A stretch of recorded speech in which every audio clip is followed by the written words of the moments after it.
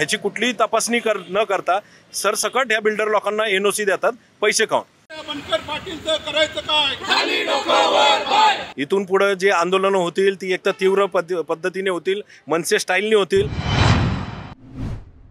गोरगरिबांच्या घरांचे स्वप्न भंग करून म्हाडाचे अधिकारी जे आहेत ते बिल्डरला अनधिकृतपणे घरे देत आहेत, बिल्डिंग देत आहेत। अशा याकरिता मनसेकडून या ठिकाणी म्हाडाच्या कार्यालयासमोर तीव्र आंदोलन करण्यात आहे। नेमक्या त्यांच्या मागण्या काय आहेत आपण जाणून घेणार आहोत। तुम्ही आंदोलन करताय म्हाडाच्या कार्यालयासमोर, काय नेमकी मागणी आहे तुमची? आमची मागणी अशी आहे की विकसक ज्यावेळी पुण्यामध्ये कुठली गृहनिर्माणाची स्कीम करत असतो त्यावेळी त्यांनी गोरगरिबांसाठी देखील त्यांनी म्हाडाच्या काही बांधकाम करून ते म्हाडाला सुपूर्द करायचे असतात, जे लॉटरी पद्धतीने गोरगरिबांना दिले जातात।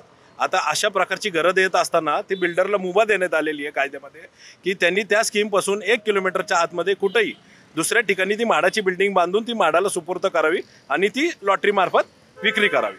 अशी परिस्थिती असताना हे बिल्डरला साथ देण्यासाठी बिल्डरकडून पैसे घेऊन हे म्हाडाचे अधिकारी त्या संबंधित जागेची कुठलीही तपासणी न करता, त्याचं टायटल न तपासता ती जागा खरोखर त्या बिल्डरच्या मालकीची आहे किंवा त्या बिल्डरकडे कुठले त्याबाबतीतले मालकी हक्क आहेत किंवा नाही आहेत ह्याची कुठलीही तपासणी न करता सरसकट ह्या बिल्डर लोकांना एनओसी देतात पैसे खाऊन। अशा पद्धतीचं हे कामकाज जे आहे हे थांबलं पाहिजे, नाहीतर या महाराष्ट्रामध्ये जे गोरगरिबांना घरं देण्याची योजना महाराष्ट्र सरकारने किंवा केंद्र सरकारने केलेली आहे ह्या गोष्टी कधीही साध्य होणार नाहीत।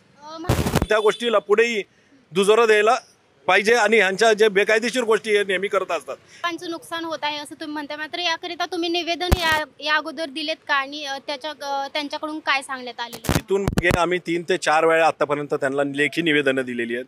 त्या बिल्डरला दिलेल्या एनओसी ज्या आहेत त्या रद्द करण्याची आम्ही त्यांना विनंती केलेली आहे, परंतु त्याच्यावर आजपर्यंत म्हाडाच्या अधिकाऱ्यांनी कुठलीही कारवाई केलेली आहे। आता आंदोलन करताय, मात्र जर अजून देखील पुढे तुमची भूमिका काय असणार आहे जर याच्यावरती ढोल अजून आंदोलन करतोय।